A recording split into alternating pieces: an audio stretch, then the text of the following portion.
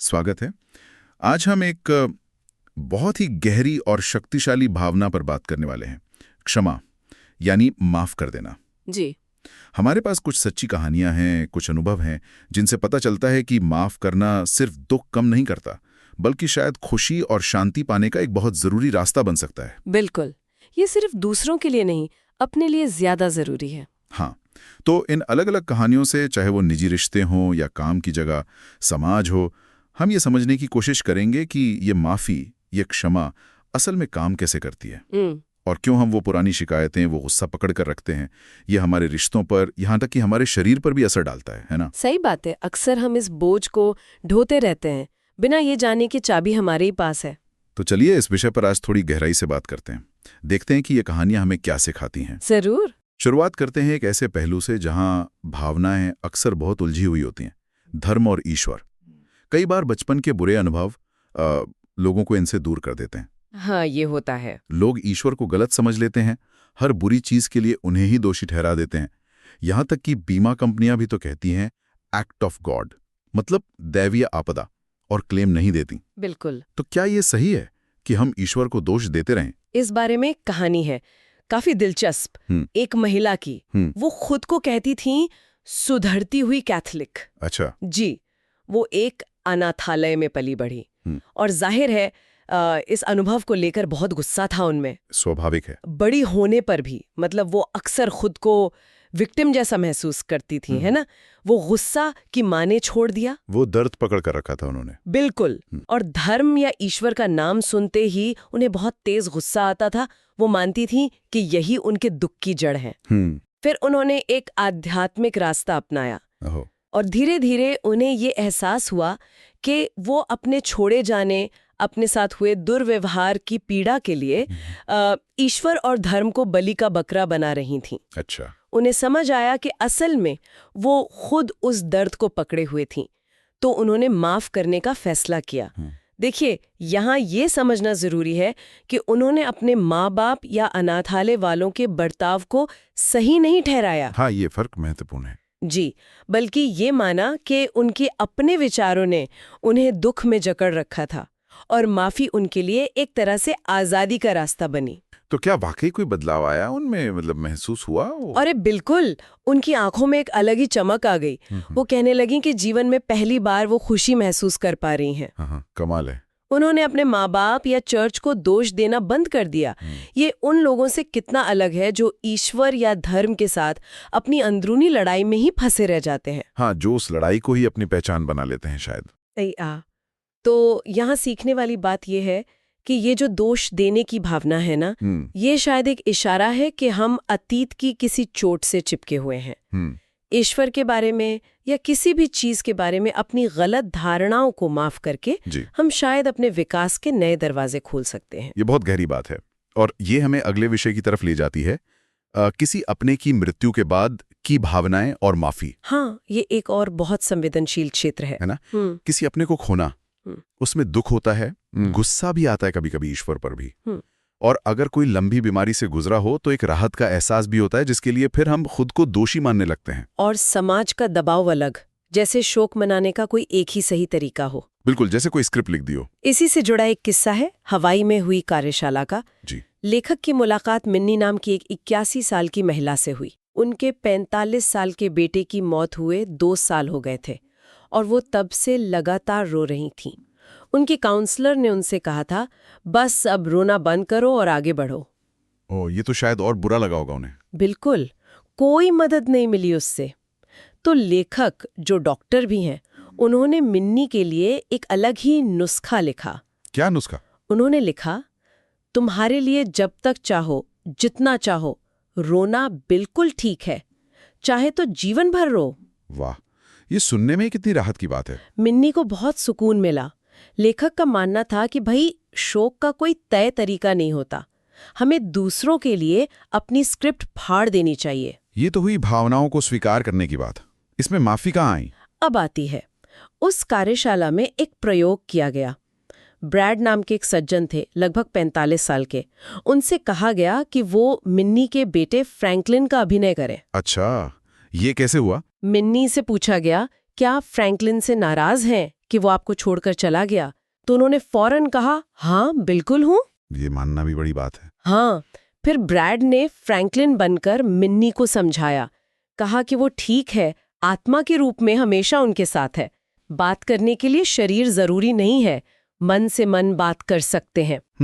उन्होंने कहा कि जब हम जानते हैं कि हम ईश्वर से और एक दूसरे से जुड़े हुए हैं, तो वहां सिर्फ आनंद है और मिन्नी कभी अकेली नहीं होगी। और मिन्नी की प्रतिक्रिया क्या थी? असर लगभग तुरंत हुआ। उन्होंने रोना बंद कर दिया, वो अपने बेटे के सीने से लग गईं और थोड़ी देर बाद वो कह पाईं, मैं तुम्हें मरने के लिए माफ करती हूँ। अरे वाह! उनकी पूरी ऊर्जा ही बदल गई, जैसे कोई बहुत बड़ा बोझ उतर गया हो। बाद में तो वो लेखक के साथ डांस भी कर रही थीं। कमाल है। ये दिखाता है कि माफी कितनी गहरी राहत ला सकती है, खासकर किसी ऐसे को माफ करना जो अब है ही नहीं। बिल्कुल। और ये भी कि देना ही पाना है। जब उन्होंने माफ किया तो शांति उन्हें मिली। ये सचमुच अद्भुत है। अच्छा, अब जरा काम की जगह पर आते हैं, ऑफिस। वहां के रिश्ते भी कम तनाव वाले नहीं होते। जलन, रिजेक्शन का डर, ईमानदारी से बात न कह पाने का डर। हाँ बिल्कुल। और कई बार ये तनाव शारीरिक लक्षणों में बदल जाता है। क्या मतलब? जैसे हम अपना गुस्सा अंदर ही अंदर पी जाते हैं। कनाडा में एक लेक्चर से पहले का किस्सा है। जो कार्यक्रम करवा रही थी वहां की कार्यकारी निदेशक मैरी, उन्हें अचानक पित्ताशय का, गॉल ब्लैडर का बहुत तेज दर्द उठा। ओह, लेक्चर से ठीक पहले? हाँ, इतनी बुरी हालत थी कि अस्पताल में भर्ती होने की नौबत आ गई थी। लेखक ने उनसे बात की, कुछ रिलैक्सिंग एक्सरसाइज करवाई, तो दर्द थोड़ा कम हुआ। फिर क्या पता चला क्यों हुआ ये? बातचीत में पता चला उस दर्द के दौरे से ठीक पहले क्या हुआ था। मैरी 15 साल से एक डॉक्टर के ऑफिस में काम कर रही थी। जी। पेंटिंग्स लगा दो। मैरी पुरानी पेंटिंग से वैसे भी खुश नहीं थी, तो नहीं अच्छा लगा। ये तो ठीक था। लेकिन कुछ ही दिनों में डॉक्टर की बहन शहर आई और उसने भाई को मना लिया कि पुरानी पेंटिंग्स ही वापस लगा दो। अरे! मैरी को इतना गुस्सा आया इस बात पर कि उन्होंने तुरंत नौकरी छोड़ दी। ओह, और उन्होंने इस गुस्से और अपने गॉल ब्लैडर अटैक में कोई कनेक्शन नहीं देखा था? उस बातचीत से पहले तक नहीं। अचानक उन्हें समझ आया कि ये सब जुड़ा हुआ है। उन्होंने माना कि हाँ, गुस्सा जायज था, उसका सम्मान करना है, पर उसे पकड़ कर नहीं रखना है। तो फिर उन्होंने कुछ माफी के अभ्यास किए और आप मानेंगे नहीं, करीब 20 मिनट में दर्द गायब। सच में?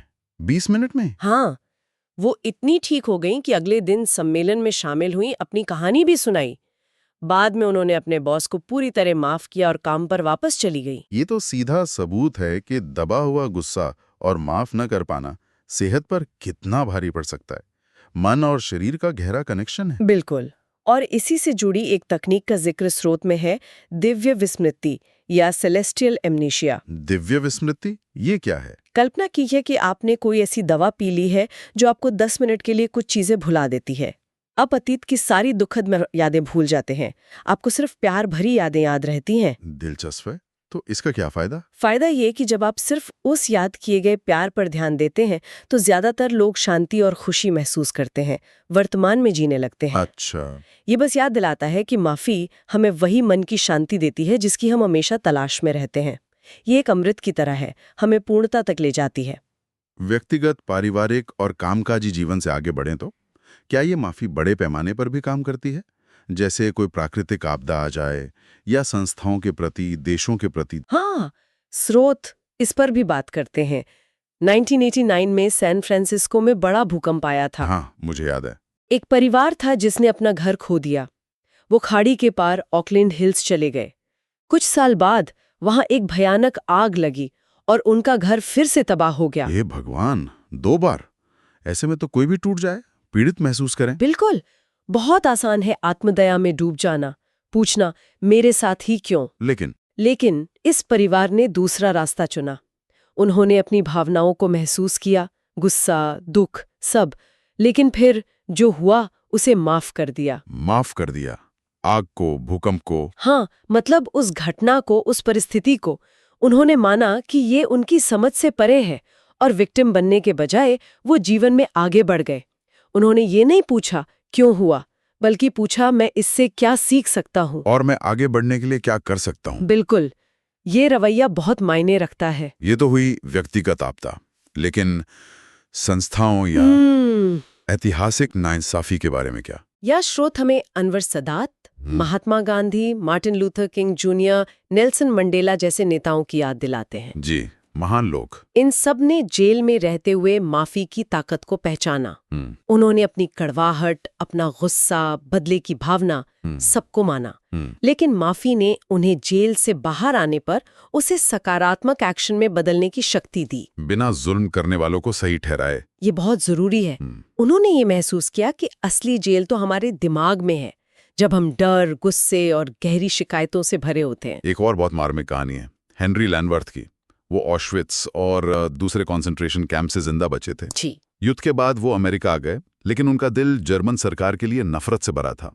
उन्हें लगता था कि जिन्होंने इतनी क्रूरता की उन्हें माफ करना नामुमकिन है। स्वाभाविक है ये सोचना। लेकिन हेनरी बिजनेस में बहुत सफल हुए और उन्होंने एक संस्था शुरू की, गिव किड्स द वर्ल्ड। अच्छा, ये क्या करती है? ये जानलेवा बीमारियों से जूझ रहे बच्चों को डिज्नी वर्ल्ड जाने में मदद करती है। वाह। और बच्चों के साथ काम करते करते उनका दिल बदलने लगा। उन्होंने महसूस किया कि वो नफरत उन्हें अंदर ही अंदर खाए जा रही है। ये कोई एक दिन में नहीं हुआ, धीरे धीरे हुआ। लेकिन आज वो कहते हैं कि उन्होंने जर्मनी को और उन लोगों को माफ कर दिया है जिन्होंने वो भयानक अत्याचार किए थे। वो कहते हैं कि वो गुस्से को रिसाइकिल नहीं करना चाहते। ये कितनी बड़ी बात है। तो क्या इसी तरह हम संस्थाओं को भी माफ कर सकते हैं? जैसे स्रोत में अमेरिका की टैक्स एजेंसी IRS का उदाहरण है। लोगों के पास गुस्सा होने की जायज कारण हो सकते हैं। हाँ, कारण हो सकते हैं। दूसरों का साथ भी मिल सकता है उस गुस्से में। लेकिन कुछ लोग उस गुस्से को छोड़ देते हैं, सजा देने की अपनी जरूरत को छोड़ देते हैं, माफ कर देते हैं और शांति से आगे बढ़ जाते हैं। फिर से बिना उन कामों को सही ठहराए। बिल्कुल। माफी हमेशा अपने मन और आत्मा को ठीक करने की प्रक्रिया है। पोगो कॉमिक स्ट्रिप का एक किरदार कहता है, हम दुश्मन से मिले हैं और वो हम हैं। शायद जिस दिन हम सब अतीत को माफ करना और पूरी तरह से वर्तमान में जीना चुनेंगे, उस दिन शायद हमारा कोई दुश्मन ही ना रहे। इसी से जुड़ा सवाल है, खुद को माफ करना ये शायद सबसे मुश्किल कामों में से एक है। हाँ, अक्सर होता है। और क्या हम किसी ऐसी संस्था को माफ कर सकते हैं जिससे हमें कोई व्यक्तिगत शिकायत रही हो? लेखक ने अपना एक अनुभव बताया इस बारे में। जी, उन्होंने बताया है 1979 में उन्हें और उनके दोस्त डॉक्टर बिल थेटफोर्ड को कैलिफोर्निया में ट्रेविस एयरफोर्स बेस पर माफी पर एक सेमिनार देने जाना था। एयरफोर्स बेस पर माफी पर सेमिनार? हाँ। रास्ते में लेखक थोड़े असहज होने लगे। उन्होंने बिल से कहा, मैं माफी पर सेमिनार कैसे दे सकता हूं जब मैं खुद उसी सेना के प्रति इतनी गहरी शिकायत रखता हूं जहां हम बात करने जा रहे हैं। उनकी क्या शिकायत थी सेना से? कोरियाई युद्ध के समय उन्हें उनकी साइकियाट्री की पढ़ाई बीच में छोड़कर सेना में सेवा देने के लिए मजबूर किया गया था, ट्रेविस बेस पर ही। वो किसी भी तरह की हिंसा के खिलाफ थे और ऐसे संगठन का हिस्सा नहीं बनना चाहते थे जो कुछ हालात में मारने को सही ठहराता हो। सालों बाद भी वो गुस्सा और नाराजगी उनके अंदर थी। तो उन्होंने क्या किया? सेमिनार दिया? उन्होंने बिल से कहा कि उन्हें कुछ देर ध्यान करना है ताकि वो इन भावनाओं को छोड़ सकें, माफ कर सकें और बिना अतीत के बोझ के वर्तमान में लौट सकें। और क्या ये काम आया? हाँ, बिल्कुल काम आया। वो शांत हो गए और उन्होंने एक बहुत सफल कार्यशाला दी। इससे एक बात और साफ होती है। क्या? कि माफी पूरी होनी चाहिए, आधी अधूरी नहीं। स्रोत में से कहा गया है, गर्भवती होने जैसा, या तो आप हैं या नहीं हैं। दिलचस्प उपमा है। और माफी की प्रक्रिया का कोई एक फिक्स तरीका नहीं है। जिस इंसान को आप माफ कर रहे हैं, जरूरी नहीं कि वो बदले। बिल्कुल जरूरी नहीं। जरूरत सिर्फ आपके अपने मन में विचारों को बदलने की इच्छा की है। और खुद को माफ करना, इसके बारे में लेखक ने क्या बताया? हवाई की एक कार्यशाला का किस्सा है। लोगों को जोड़ों में बैठकर एक दूसरे को बताना था कि वो खुद को किस बात के लिए माफ करना चाहते हैं। जी। जब लेखक की बारी आई तो उन्हें पहले तो कुछ सूझा ही नहीं। फिर अचानक एक बात याद आई। उन्होंने एक किताब के फाइनल एडिट के लिए खुद ही एक डेडलाइन तय की थी और वो उसे पूरा नहीं कर पाए थे और वो खुद को इसके लिए बहुत कोस रहे थे, फेल ग्रेड दे रहे थे। अच्छा। जैसे ही उन्होंने ये बात अपने साथी को बताई, उसी पल उन्होंने खुद को उन नकारात्मक विचारों के लिए माफ कर दिया था। और मजे की बात ये कि वो जिस किताब पर काम कर रहे थे वो माफी के बारे में ही थी। अरे वाह, ये तो कमाल की विडंबना है। ये दिखाता है कि हम सब इस रास्ते पर हैं और खुद को माफ करना एक लगातार चलने वाली प्रक्रिया है। बिल्कुल। जजमेंट करने और माफ न करने का मन बार बार कर सकता है, लेकिन हर नया पल हमें फिर से चुनने का मौका देता है। अपने मन के विचारों को चुनने की शक्ति, यही हमें अपनी बनाई जेलों से आजाद कर सकती है। माफी हमें प्रेम की प्रवाह में वापस लाती है। ये बहुत सुंदर विचार है। जी। हमने व्यक्तिगत, पारिवारिक, काम की जगह, संस्थागत स्तर पर बात की। क्या स्कूलों में, समुदायों में भी माफी की कोई भूमिका है? बहुत अहम भूमिका है। जब हम घरों और स्कूलों में प्यार और माफी जताना शुरू करते हैं तो हम एक ऐसा समाज बना सकते हैं जो मुकाबले के बजाय सहयोग पर चले। कोई उदाहरण है इसका? हाँ, पश्चिम अफ्रीका में अकरा की कहानी है।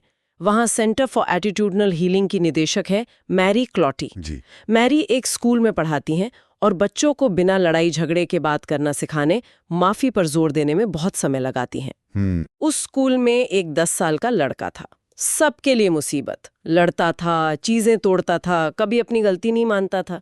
एक दिन वो टीचर के पर्स से पैसे चुराते हुए रंगे हाथों पकड़ा गया। ओह, फिर तो सजा मिली होगी। स्कूल की परंपरा थी कि ऐसे बच्चे को सबके सामने स्टेज पर बैंत मारी जाए और फिर स्कूल से निकाल दिया जाए। बाप रे। जैसे ही उस लड़के को बैंत मारने के लिए बाहर लाया गया, मैरी खड़ी हो गई।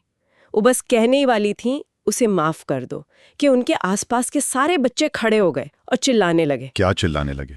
उसे माफ कर दो, उसे माफ कर दो, उसे माफ कर दो। बच्चे तब तक ये दोहराते रहे जब तक पूरा हॉल इसी आवाज से गूंज नहीं उठा। अविश्वसनीय। वो लड़का दर्शकों को देखकर फूट फूट कर रोने लगा। पूरा माहौल बदल गया। आखिरकार उसे बैंत नहीं मारी गई, न ही उसे निकाला गया। तो क्या हुआ? उसे माफ कर दिया गया, उसे प्यार दिया गया, और उस दिन के बाद से उसने कभी लड़ाई नहीं की, कुछ नहीं तोड़ा, चोरी नहीं की। वो बिल्कुल बदल गया। प्रिंसिपल को भी माफ कर दिया गया और स्कूल में एक नए, ज्यादा प्यार भरे माहौल की नींव पड़ी। ये कहानी तो रोंगटे खड़े कर देती है। सामूहिक माफी की ताकत। एक और बहुत सुंदर उदाहरण है दक्षिण अफ्रीका की बाबेम्बा जनजाति का। हाँ। वहां जब कोई कुछ गलत या गैर जिम्मेदाराना काम करता है तो उसे गांव के बीचों बीच अकेला खड़ा कर दिया जाता है। सब लोग अपना काम रोककर उसके चारों ओर एक घेरा बना लेते हैं। अच्छा, फिर गांव का हर व्यक्ति, चाहे वो बच्चा हो या बूढ़ा, उस बीच में खड़े इंसान के जीवन में किए गए सभी अच्छे कामों के बारे में बताता है। मतलब उसकी बुराई नहीं, अच्छाई गिनाते हैं। हाँ, उसके अच्छे गुण, नेक काम, उसकी ताकतें, उसकी दयालुता, सब कुछ बहुत विस्तार से, पूरी ईमानदारी और प्यार से। कोई बढ़ा चढ़ाकर नहीं, कोई झूठी बात नहीं। ये कब तक चलता है? ये तब तक चलता है जब तक गांव का हर व्यक्ति उस इंसान को एक सम्मानित सदस्य के रूप में महत्व देने की बात नहीं कह देता। आखिर में घेरा टूट जाता है और खुशी का माहौल होता है, जश्न होता है, क्योंकि उस व्यक्ति का जनजाति में वापस स्वागत किया जाता है। ये कितनी सुंदर परंपरा है। उसे बुरा नहीं कहा जाता, बल्कि उसे उसके अंदर के प्यार की याद दिलाई जाती है। बिल्कुल। ये दिखाता है कि प्यार की आंखों से देखने पर सिर्फ माफी और दोबारा मिलना ही होता है। अद्भुत। अच्छा, आखिर में परिवार पर आते हैं। भाई भाई का रिश्ता, अक्सर यही सबसे मुश्किल गांठें होती हैं, है ना? जहां लगता है कि सामने वाले ने कुछ ऐसा कर दिया है जिसे माफी नहीं किया जा सकता। हाँ, पारिवारिक रिश्ते बहुत जटिल हो सकते हैं। होनोलुलु में एक लेक्चर के दौरान एक डॉक्टर साहब लेखक से मिले थे। अधेड़ उम्र के थे जी। उन्होंने बताया कि वो और उनके भाई ने 6 साल से एक दूसरे से बात नहीं की थी। एक बहस हुई थी और रिश्ता खत्म हो गया था। 6 साल, ये तो बहुत लंबा समय है। हाँ, फिर उन्होंने लेखक की किताब पढ़ी, love is letting go of fear. उन्हें माफी का महत्व समझ आने लगा, तो उन्होंने हिम्मत करके अपने भाई को फोन करने का फैसला किया। क्या भाई ने फोन उठाया? बात हुई? हाँ, उन्होंने फोन किया और कहा कि वो अतीत को भुलाना चाहते हैं। जो हुआ सो हुआ। भाई भी मिलने को तैयार हो गए। अगले हफ्ते वो लंच पर मिले। और कैसा रहा वो लंच? पुरानी बातें उठी? डॉक्टर ने बताया कि सब कुछ बहुत शांत था।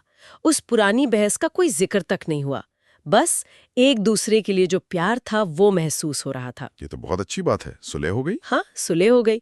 डॉक्टर ने लेखक को बहुत धन्यवाद दिया।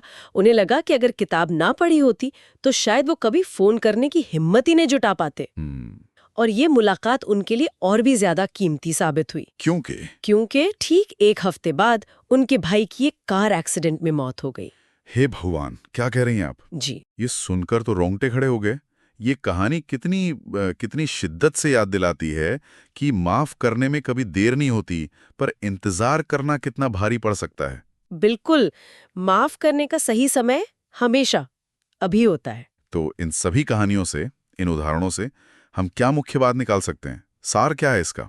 सार यही है कि माफी एक बहुत ही व्यक्तिगत पर उतनी ही शक्तिशाली प्रक्रिया है और ये हर जगह लागू होती है, खुद के लिए, परिवार में, काम पर, समाज में। और ये दूसरों को बदलने के लिए नहीं है? नहीं, बिल्कुल नहीं।